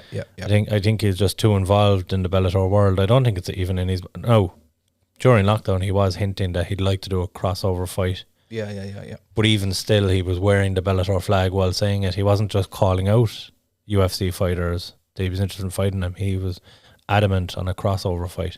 So he is very much a company man. It'd be interesting to see. Like I said, I'd love to see him in that featherweight division in the UFC. But he would be the biggest loss to date for Bellator if he left. I just can't see it. And before we touch on that fight, though, there was the welterweight undefeated prospects fight. Logan Story versus Yaroslav Amosov. And like I said to you before the podcast, I wasn't overly impressed with either guy in this. No, very disappointing. And we had mentioned last week that possibly Amosov, I mean, like 25-0, he's not too far away from Khabib's record, and he still doesn't have the name of a Khabib, and we've seen why, because he's just not like I reckon that definitely the first 5 to 10 fights of his pro career were actually more like amateur fights that have either been misrecorded or they were just that's just considered pro in Ukraine. Now I know Ukraine is a very, very strong country for MMA. I mean, like some of the guys that they have competing at IMAF level are monsters. So if he's come through a Ukrainian system, he is a monster, no doubt about it. But again, he wasn't fighting to go to IMAFs. He was fighting guys that were probably journeymen who couldn't cut it at that level. So he's fighting a lesser level again than what these guys were fighting. Yeah, true. Yeah, look, it's an interesting one because Bellator kind of pushed that with Khabib retired. He has the most outstanding record in active MMA at 25-0, which is technically true. Yeah. He's the highest undefeated record. But what do you do to get him to 30-0 to pass Khabib? Like, have they another 5 guys there that... No, don't get me wrong, maybe he had an off night, maybe Starley had an off night. But I kind of looked at this fight, based on what I could see on paper, I'd only seen brief moments of both of them. And I thought it would be a much higher standard than it was. Well, I think their kind of style... Well, Logan Storley has that style that's very, very hard to fight against anyway. He's a pure wrestler. Even at this stage, after 12 pro fights, he still hasn't developed the striking game to the point where he can mix his striking with his wrestling. It's like he's a striker, and then he switches off his striking to become a wrestler. Yeah. And then while he's wrestling, there's no strikes, and then going back to striking again. It's just disconnected skills. Yeah. At 12 fights at pro, I would have hoped to have seen that transition a little bit by now. You know, I mean, when you think back on like somebody that would have been in a similar situation to him as an early pro would have been Josh Koscheck. And like, how fast did Koscheck become an all around? Like within a year, like as soon as he hit the UFC. Yeah, within a year, he was already an accomplished striker. He was knocking guys out as an elite level wrestler. So I'd be concerned that like after 12 fights, he hasn't already made that transition. You know. But is that more to do with the fact that who he's fighting hasn't posed too much of a threat to him yet, and he's been getting away with what he's been doing for so long? that he hasn't needed to round out his game. Well, when you look at, like, he's fought Jan Pascu and Jacqueline Buckley. Yeah, like, how did he? That's a worry for Buckley, because look, we're basing all Buckley's hype off 1 KO. Yeah. If Logan Storley, who we've seen he's striking, if he was able to just grapple, fuck him. Yeah. Buckley could be in trouble in the UFC, because there's guys that will completely dominate him. I don't recognize anybody else on his record, so you know, it might just, you're right. I mean, maybe he hasn't been put in a situation where he has to do it. Maybe this is the fight that he realizes that he has to do it. You know, hopefully, because I mean, there's a big shot to his ego now to have dropped that. He's now 11-1, not unbeaten anymore. He was looking for that 12-0, and and there's always more to it as well. Your first loss is always going to mean something, but when it's undefeated against undefeated, someone's almost go. Yeah, it's that much harder to take when it's yours, because it's built up so much. So the decision was split. Did you score it, Amosov? I gave it to Amosov.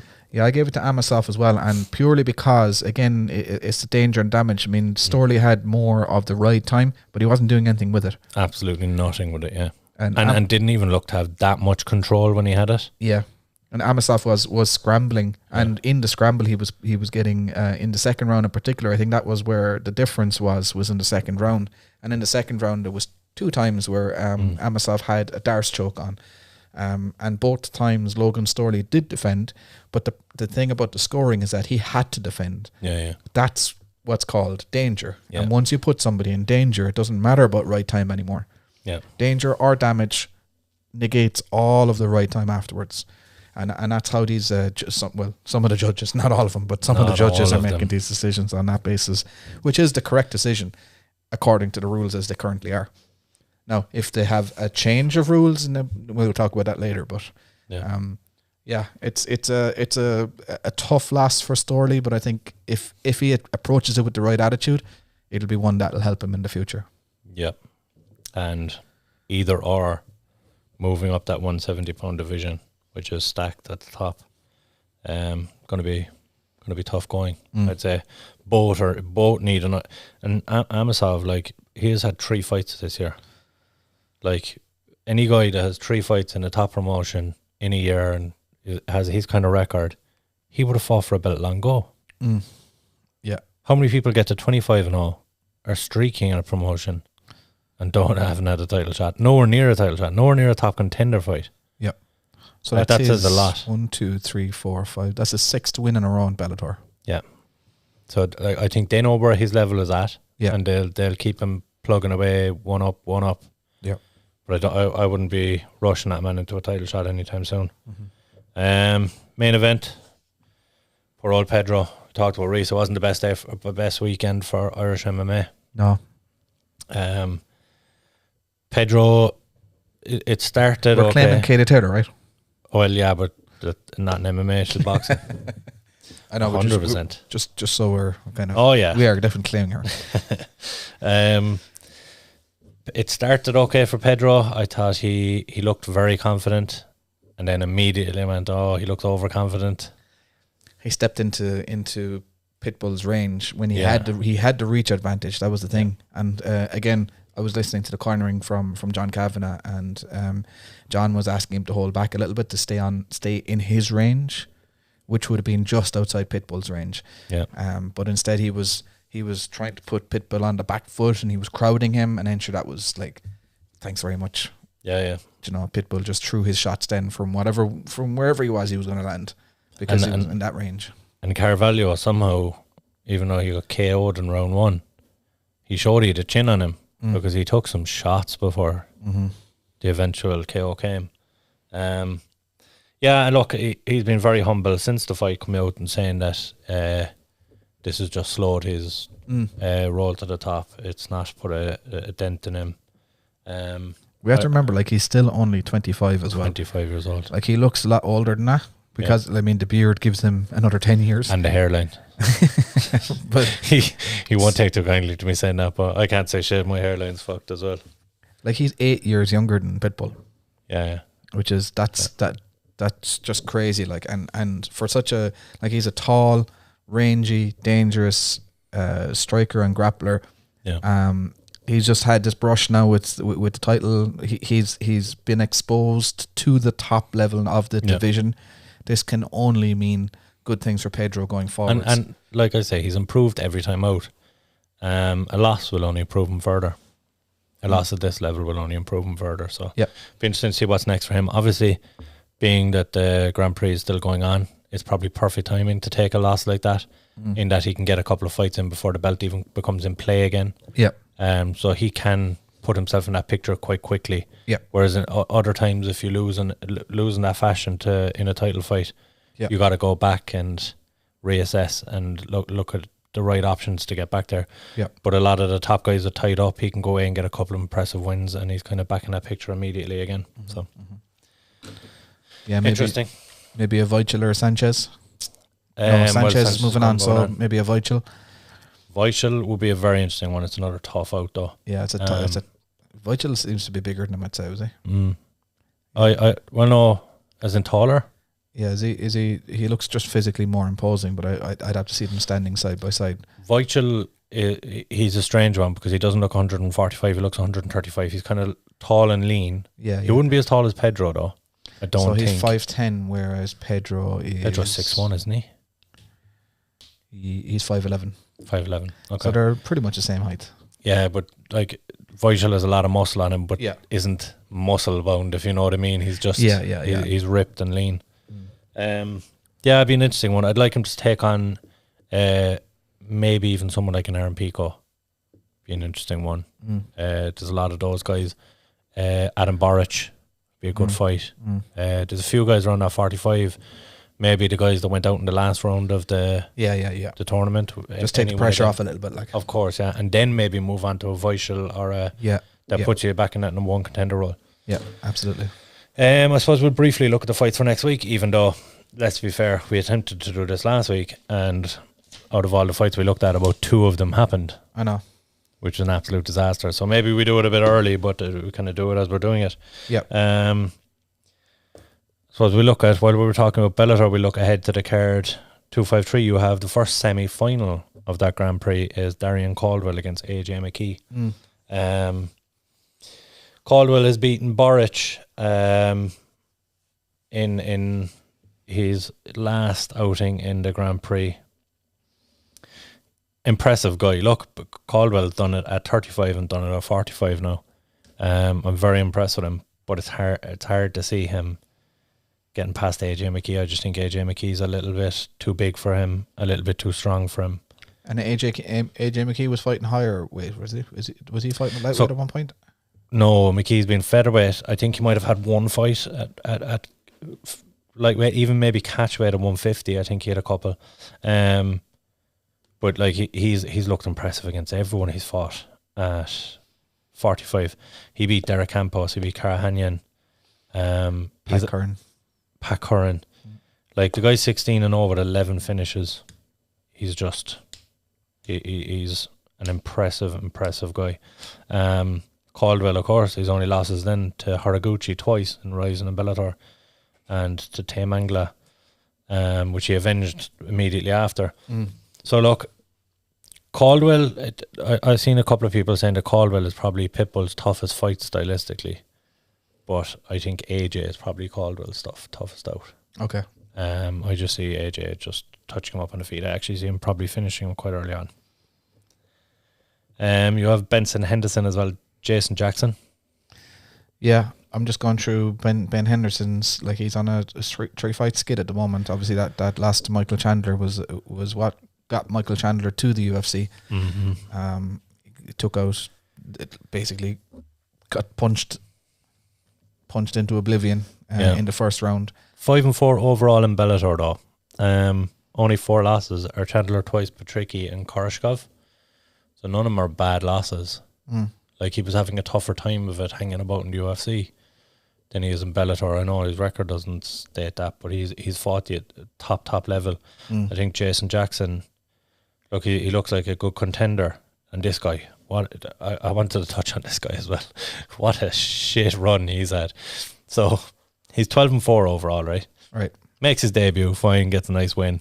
Second up in at the Fight Time 10 was the name of the promotion he was fighting on. They throw him in against a wrestler in, like, I believe it was his third fight. Who did he fight? Colby Covington. Oh, shite. Yup. Oh, yeah, I was looking at his amateur results there. Yeah, I can see it now, yeah. Goes on, has another couple of fights. He's now fighting for CFA. Fights Haider Hassan before Haider Hassan got signed to the UFC. And then signed for Bellator. He went on Dana White Contender Series, got sparked on Contender Series by Kyle Stewart, who's gone on and had a couple of wins in the UFC. He was on the Ultimate Fighter as well. Yeah. And he went to Bellator and a couple of wins and got Ed Root. So this guy's only lost to top guys. But then again, he has lost to them. Yeah. And Benson Henderson is a top guy. That's my point. I have to lean towards Henderson in this one. Yeah. Just based on the competition he's faced and experience. But I think Jason Jackson, he need for a guy that's undefeated outside of elite level. Well, Haider Hassan is hardly elite level. I'm going to get shit for that. Or Kyle Stewart for that matter. But they were very early on in his career as well. I think he has the chance to become a prospect, but he keeps getting thrown to the wolves, thrown in too deep. Yep. So what is this? Oh, this is a welterweight. So is Benson Henderson is saying goodbye to the lightweight division? Looks like that. Yeah. Didn't he start at welterweight, or was he always lightweight? He went to WEC. He had a couple of fights in welterweight. I know that, but he was predominantly a lightweight over there. So it was Anthony Pettis that went down to featherweight after his lightweight run. So Benson stayed at lightweight. Yeah. Everybody that Benson fought went down to featherweight, including Frankie Edgar and who else? Oh, can't remember. Anyway, next one: Joey Davis, Bobby Lee. I don't know anything about these guys. Joey Davis looks a contender, 7-0. He has 5 KOs. And Bobby Lee's making his Bellator debut off the back of 2 wins outside Bellator. But this is one of those, I think it's a contender building fight. Bellator kind of known for them. So I think it's an easy night for Davis there. And you have Lance Gibson taking on Shane Crutchin. Again, Gibson 3-0 is taking on a very seasoned Crutchin at 12-5. Gibson has 3 finishes. I have a funny feeling that this is Gibson's coming out party. He's a submission and 2 KOs. So interesting to one to watch there. I think Gibson gets the nod there as well. Elsewhere on the card, I'm not going to get into their fights too much, but you have Baby Slice coming back. He has no win in 2 years. He's 3-2 overall. Obviously, look, the guy's notorious because of his father. Yeah, it's big shadow to live under, isn't it? Yeah, unreal. But a couple of wins he has. He's looked decent enough. Look, he's by no means a chump, and he's a scrapper like the old man. I'd like to see him get a win. And the other 2 guys of note that are fighting, both fought on Bellator 238 earlier in the year. Seijas is fighting. He had a big KO in January, and JJ Wilson is fighting again, who had a phenomenal submission victory in 238 as well. So worth keeping an eye on those guys. And then, of course, you have UFC 255. Looking forward to this one. It's an unbelievable card. So let me cue it up there. Got Contender Series. I'm going the wrong way, right? Hold on. Invicta. LFA. There's so many cards on this week, like. Unbelievable. All the big promotions that have a show on this week. We'll get no sleep this week, babe. You have 1 championship. Brave. Yep. Before we go to 255, Invicta. Do you want to just touch on Brave? You talk about the Mokaev fight, is it? Mokaev. Yeah, so he's fighting a guy who's 0-1. I mean, this is at this stage now. Mokaev is Mokaev is a future UFC fighter without a shadow of a doubt. Very possibly a future UFC champion. Very possibly. Yep. I mean, he's in the flyweight division. It's not the most stacked division by any. Like we have the main event of the 255. He's fought a bantamweight as well, though, hasn't he? he has at amateur level. Yeah. But he's definitely a flyweight. Yeah. Just even standing next to him, he's definitely a flyweight. And he's not the kind of kid that's going to get massive. You know. Yeah. He's not. You don't see a lot of Dagestani fighters bulking up later in their career. Like they just basically fight as where they're at. You know. Yeah. But yeah, like I don't know. In part of me is, I suppose that like for Brave, they want to make sure that he continues to be the champion. He continues to be their kind of their big hope for the UFC in the next couple of years. But at a certain point, they have to put some tests in front of him. You know, this on one for a 3-0 guy he's not just 3-0, he's not just 3 or 4-0, whatever he is. That's after one of the most dominant amateur careers that has ever been put down by so he's by an MMA 18 fighter. or something at amateur, isn't he? No, he's like 23 or 24 now, and like multiple times world champion, multiple times gold medalist in different like the Asian Open, the Oceanic Open. He won everything. He's done it all at amateur level. So coming into his pro career, he's streets ahead of any pro that's got like 1 or 2 or 3 or even up as far as 6 fights. Yeah. Do you know? So to put him in against an 0-1 guy, this is basically just giving him another win. And I think that's the kind of general consensus across the community at the moment as well. It's like, what's the point? But they're not doing him any favours now at this point. I could understand the last one was a short notice replacement. Yeah. And he wanted to fight in front of his hometown. Exactly. But that's fine. And the guy was 0-29 or something like that. So that was a gimme fight. That's an exhibition fight. Yeah. At the end of the day. That's an exhibition. That's not an exhibition fight. That's an exhibition beating. Yeah. Yeah. That's an assault on pay-per-view. Exactly. But no, it's high time that they find him a legit opponent. Yeah. And don't get me wrong, that's not going to be easy. But you just have to give him like a guy that's had 10 fights. Pay a guy to fight him. Do you know what I mean? If he's that much of a contender and you want to build him up, pay a guy to fight him. Yeah, but do they damage his like if they give him a test and he doesn't come through it? Do they kind of damage their cash cow then? Do you know what I mean? Like because they've invested a lot of money into Mokaev. Yeah, but they're damaging their cash cow right now. Yeah, by padding his record. They're 100% damaging him because you look at Khabib and the arguments about him not being the GOAT are because, he fought nobody until... This is going to be tenfold for this guy because nobody knew Khabib until he was 20-0. And they were like, but I did some research. Everyone's going to be watching this guy beat bums. Yeah. It's tenfold because everyone's going to be like, but who has he fought? Yeah. Who's he fighting? But the thing is, like, the guys he's fought at amateur level have been absolute killers. Monsters. Monsters. But that's just it. It's more of a case that he should be put in there against someone who's tough. Look, at the end of the day, even a guy who's 3-0, if he's 3-0 and he's fighting against a guy who's also 3-0, that's a mismatch in my opinion. But it's legit on paper. Yeah. Do you know what I mean? Like already they should be finding him guys that are 10-fight vets, like you said, guys that are winning records, 10-4, 10-2, 10-1. That's who he should be fighting. He should be wiping out everyone at 125 on that side of the world before he eventually makes his move over. And by the way, his chances of making his move over if he continues this are going to be hurt because, like I said with Khabib, it's all well and good signing a guy that nobody knows what was going on with him before. But there's a lot of press on this guy. There's a lot of eyes on him. He can't just fight nobody and expect to get in the UFC. Yeah. They're going to just tell him to go away and get some proper fights. So, needs to be done sooner rather than later. But we'll get into 255 quickly. Yep. So we're going from the top down? Yeah, might as well. Okay, Figeuredo and Alex Perez. I mean, I didn't even know who Figeuredo was until recently because I've been kind of under a rock there for a while, but certainly looks like an absolute monster. A monster at 25. Like, there aren't too many guys that are KOing lads stiff at that weight. Yeah. And he seems to be able to KO you, sub you, go to a decision with you. Not that he's had that many decisions, but his only loss was to Husier Formiga, and that was close.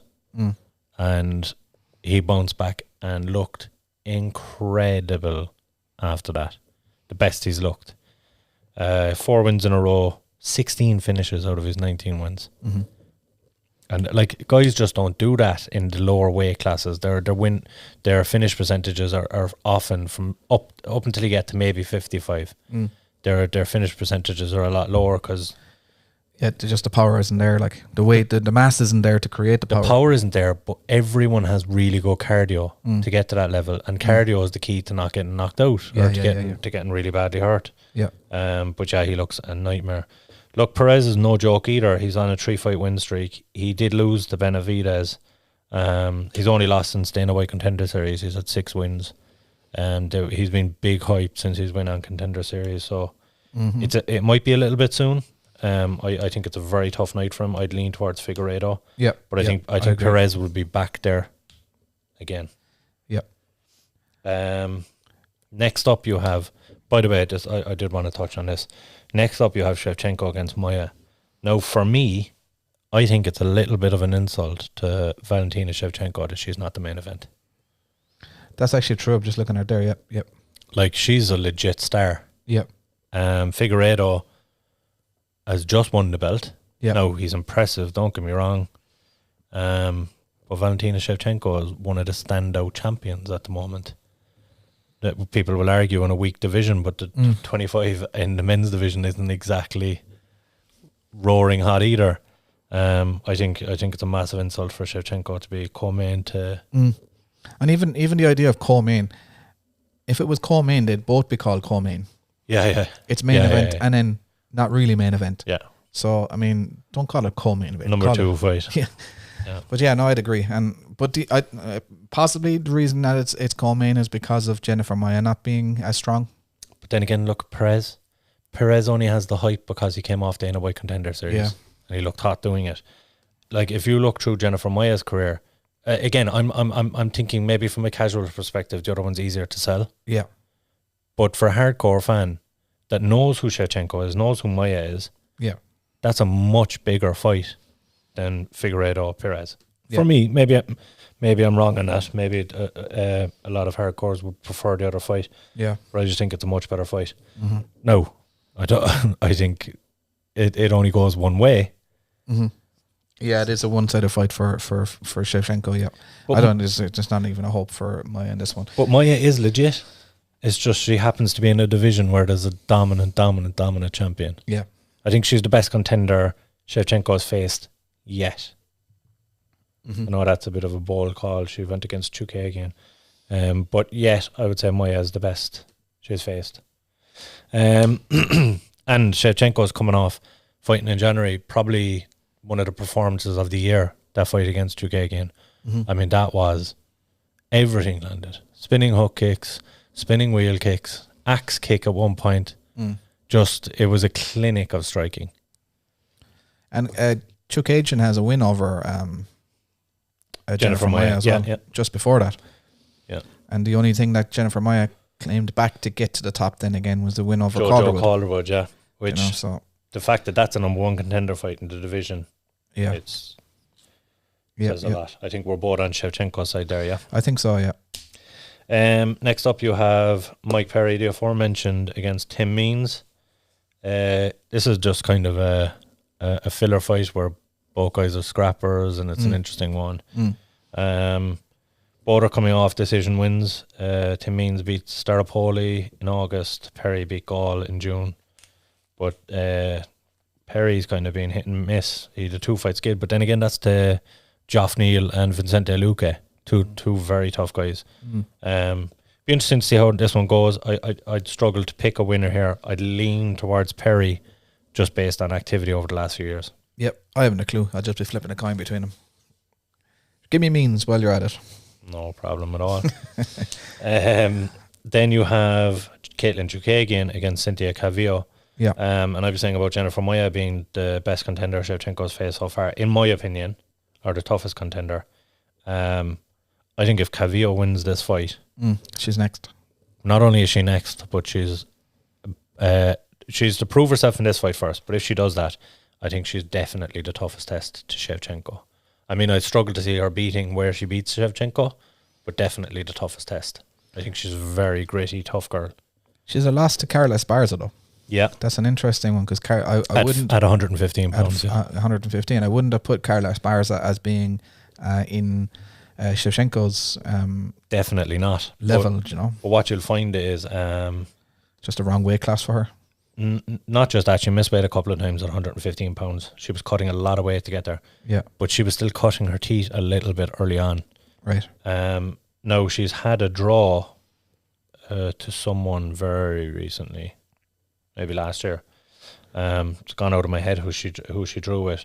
But she beat Jessica I in June, looking very impressive. Yeah. And Jessica I, look, tough She's girl, a veteran, tough contender, veteran. Yeah. I think Chukagi, back-to-back wins over who would be considered legit in the division.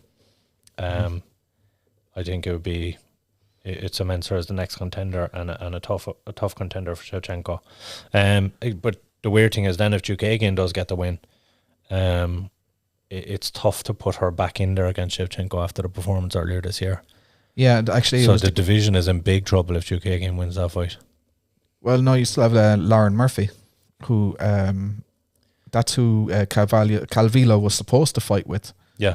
When Calvillo, and then Lauren Murphy got that unknown girl, and then put up a good. We were talking about marketing for your title shot. Lauren Murphy gave a very compelling reason why she should be next to the title shot. So, but we dismissed that. Yeah. But if Chukagi goes out and beats Calvillo, yeah, then it's Lauren Murphy. Oof, Jesus Christ. So it'd be the first pay-per-view murder. Shevchenko versus Lauren Murphy. Yeah. Be paying for murder on that one. Yeah. I'm going to side with Calvillo. I think for the division it's the best thing, and I fancy her to just edge a victory over Chukagi. So just before Calvillo was supposed to fought Jessica, she was supposed to fight Antonina. Yeah, Shevchenko. Yeah. So that fight was cancelled back in April this year due to coronavirus. Yeah. So it's interesting that she was preparing for one sister, she gets the other sister. But you were saying that Chukagi, after she lost to Shevchenko, went out and beat Antonina Shevchenko in her next outing. So yeah, it must be tough for Antonina because she would be considered a contender there, but they're never going to fight. No. And she's not going to cut to 115. I don't think she's going to hang around at 135. So until her sister, I think Valentina on, might move up to 135 though to make space for her. Very possibly, but it's tough for Antonino to kind of make any big moves there while her sister's sitting top of the pile. Well, she has a couple of fights to get through yet before that becomes an issue. Definitely, yeah. And look, she's lost to some of the contenders as well, so we don't know if she's at that level just yet anyway. And she's no Shevchenko. She's not, well, she is a Shevchenko, but she's not. She's no Valentina. She's not Valentina. She's no Bullet. Yeah, she's not the same level. Yeah. A loss to Roxanne Matafari and Cajun Chukagin. Yeah. So, yeah. Who do you have in that one? Calvillo, Chukagin? I will go Calvillo as well. Yeah. Yeah. Then you have the rematch of Mauricio Shogun Hua. Oh, rematch. I didn't realise they had fought already. Yeah, they drew in November of last year. They Okay. fought to a draw in a fantastic fight. And they both weirdly, they both came back on the same card. Shogun got his win over Little Nog. Just like 27 times he's beaten Little Nog, I believe. And Paul Craig got a very good win over Antigulov. So perfect matchmaking. They fight in November. Yeah. They both fight in the same card in July, and then match them up again to see who who comes out on top. It's a good one for how schedules line up. Yeah, it's a close fight, obviously based on the draw, but I'd have to lean towards Craig this time. Yeah, I think Shogun is on the slide of his career now at this stage. Yeah. And Craig is this is a massive one for contendership, and this is to move. I think they're both in the top 10, or they're both around about 11 or 12 or something like that. So it's either moves them into the top 10 or gives them a top 10 opponent next. So you're looking at kind of moving into the realms of I think Johnny Walker is above both of them. Yeah. I think who else have we got? Ryan Spann. Yeah, thereabouts. So there's a few good guys there. Yeah. So this fight is really they're knocking on the door of contendership. Yeah. So like Craig only just jumped into the top 15 with the win over Antigulov. He needs to cement his place here with the win over Shogun. Yeah. Very impressed with Craig's jiu-jitsu, by the way, off his back. Phenomenal.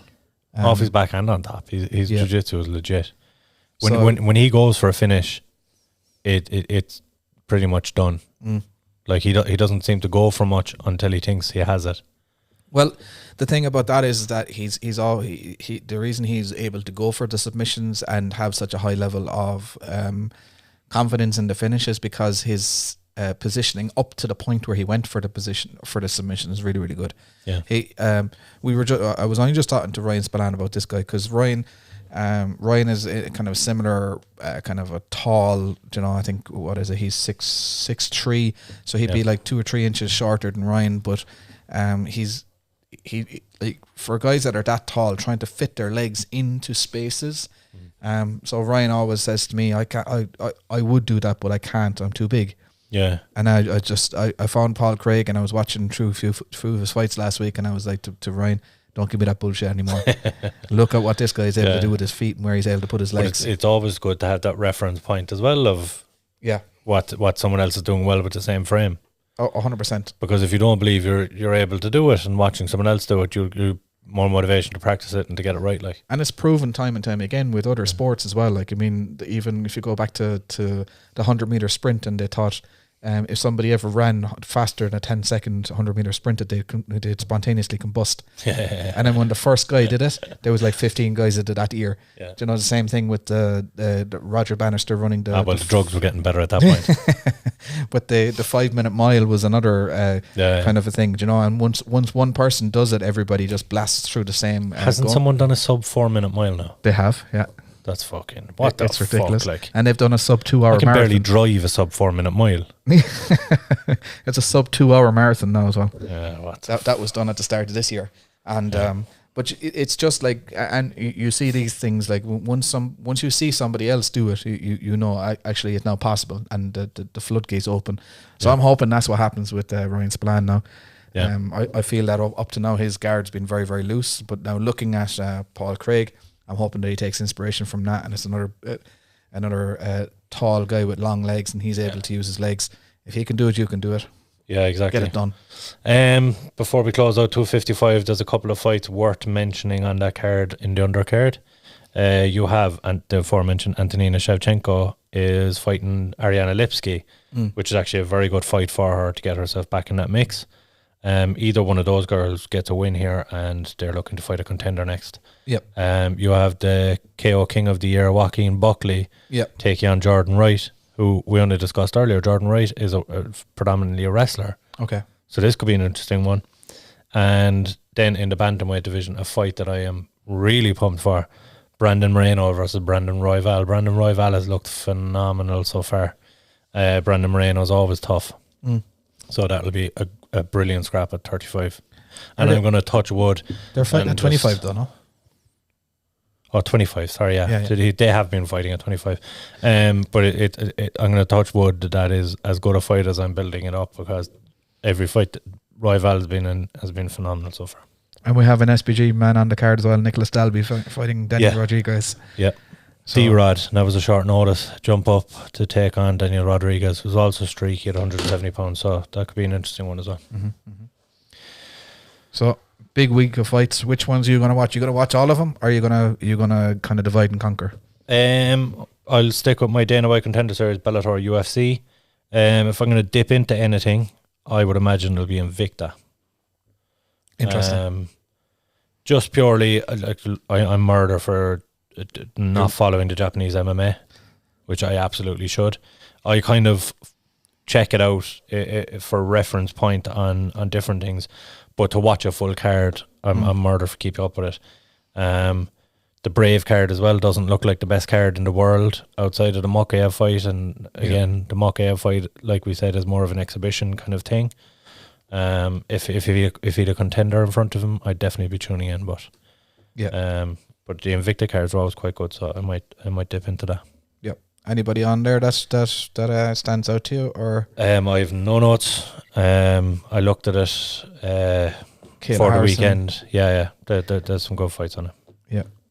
No, I'm looking. I even recognize some of these names myself, and that's saying something. Yeah, it was originally supposed to be Pearl Gonzalez fighting for the title, right? But she had to pull out due to COVID. Okay. And that's an ex-UFC fighter who, again, like Angela Hill, has made the move back down. Now she's fighting for a title, looking to get back into the UFC. So Yeah. Invicta's perfect for that. Yeah, kind of a transition. And they have a good working relationship with the UFC as well. Brilliant. What's her name?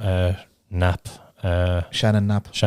She does a phenomenal job there, and they put on a good production as well. So, like it's not like a rivalry between Bellator and UFC. It's almost like they accept their feedership role. 100%, and they enjoy it because they're the predominant. They build themselves as a predominant women's MMA, but more so predominant all women's MMA. Yeah, because we know that the big stars in women's MMA are in UFC and Bellator. But they serve a purpose massively there. Like even just the way they built back up Angela Hill, well, she did it herself, but with the help of Invicta and matchmaking. And Angela Hill looks like a contender now. So excellent. So that's our lot for this week, isn't it? Yup. So we're going to give a shout out to obviously the MMA opinion page. Again, guys, if you're watching this, these are all the different ways that you can support the podcast. So check us out on Facebook, Blood and Bandage MMA. Our podcast, you can subscribe on Spotify, Apple, Deezer, Buzzsprout, Grindr, and YouTube. We now have all of our podcast episodes in live. Way too many buttons to be pushing today, but we got through it anyway. And actually, my camera died there halfway through. That's why it's been kind of static on this shot for the whole. Is it? Yeah. So I can put you on screen and I could put the wide shot on screen, but at the moment, my camera's dead. You look well in that one, though. That's the best I've seen you so far. So, well, I'm glad because you kept doing zoom ups of me there, and I was trying to suck in. I was like, so Instagram at Blood and Bandage _MMA, Twitter at Blood N Bandage. Dave Doran. But yeah, so there's plenty of different ways to get in touch with us, guys, but we wanted to give a big shout out today to the MMA opinion page. Definitely some cracking conversations going on in there, some very, very knowledgeable fans of the sport of MMA across a wide range of promotions as well, not just UFC and Bellator, but right across the board. Very knowledgeable fan base. Yeah, and we have some good things coming up for them as well, as you said earlier. Awesome. So, without further ado, I think we'll cue the music and see you next week. See you next week, guys. Like, subscribe, share, all that good stuff, and we'll see you next week. I want to fight with Chuck. Chuck. I think he just blew his wad there. Anderson Silva, you absolutely suck. Are you still drunk right now? Are you still drunk? What's going on? This is blue screen shit. Frank Mir had a horseshoe up his ass. I pulled that sumbitch out and I beat him over the head with it. You can't stop us at Beard Express. Choo-choo, motherfuckers. If he was a girl, you would say he has a badonkadonk. I'm cool with all the gods. Gods recognize gods. This is #1 bullshit. I'm not impressed by your performance. I'm the man of the hour, Joe. Too sweet to be sour. What you see is what you get, and what you don't is better yet. I'm the women's pick. I'm the men's regret. And if you win against Chael Sonnen, you made a bad bet. Vandalay Silva.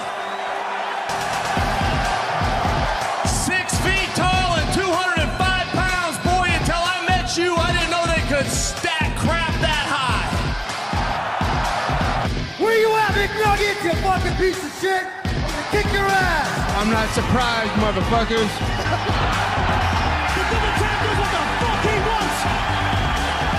I don't have much left to say other than you have seen nothing yet. Who the fuck is that guy? You're listening to the Blood and Bandage MMA podcast.